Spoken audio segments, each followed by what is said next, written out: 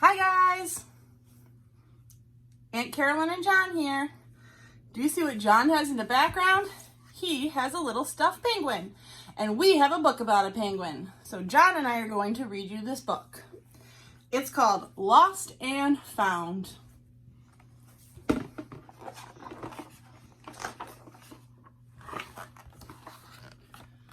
Once there was a boy who found a penguin at his door. The boy didn't know where it had come from, but it began to follow him everywhere. The penguin looked sad, and the boy thought it must be lost.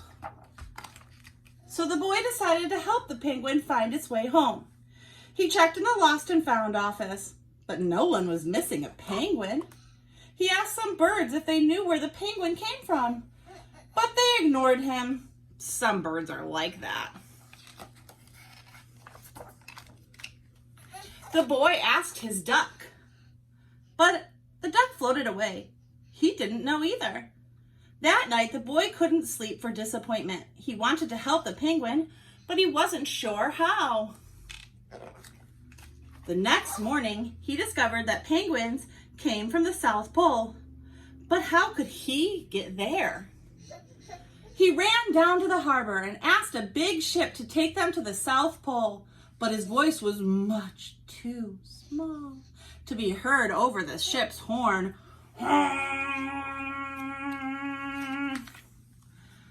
Together, the boy decided he and the penguin would row to the South Pole. So the boy took his rowboat out and tested it for size and strength. He told stories to the penguin to help pass the time. Then they packed everything they would need and pushed the rowboat out to sea. They rowed south for many days and many nights. There were lots of time for stories, and the penguin listened to every one, so the boy would always tell another. They floated through good weather and bad, when the waves were as big as mountains, until finally they came to the South Pole. The boy was delighted, but the penguin said nothing. Suddenly it looked sad again as the boy helped it out of the boat. Then the boy said goodbye and floated away. When he looked back, the penguin was still there, but it looked sadder than ever. It felt strange for the boy to be on his own. There was no point telling stories now because there was no one to listen except the wind and the waves. Instead, he just thought. And the more he thought, the more he realized he had made a big mistake. The penguin hadn't been lost. It had just been lonely. Quickly, he turned the boat around and rowed back to the South Pole as fast as he could. At last, he reached the pole again, but where was the penguin? The boy searched and searched, but he was nowhere to be found.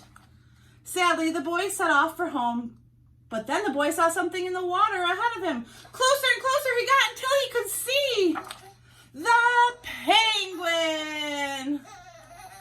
And so the boy and his friend went home together, talking of wonderful things all the way.